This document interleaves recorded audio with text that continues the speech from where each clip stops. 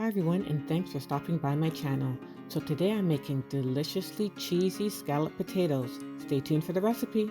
I'm preheating my oven to 375 degrees, and now I'm going to slice the potatoes.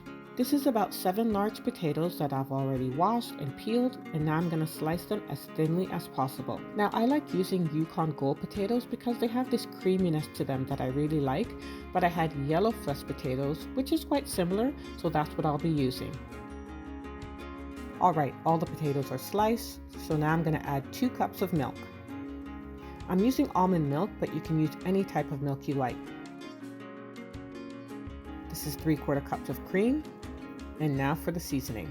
This is about 2 tablespoons of salt, about 1 tablespoon of oregano, about 2 tablespoons of onion powder, about half a tablespoon of black pepper, and this is 1 cup of old white cheddar that I've grated.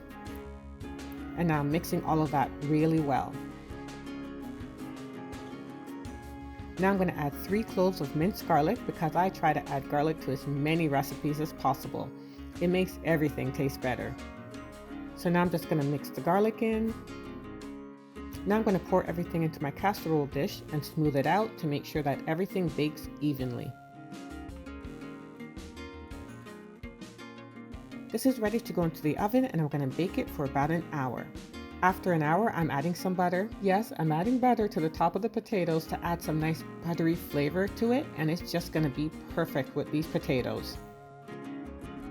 And I'm adding some extra cheese to the top.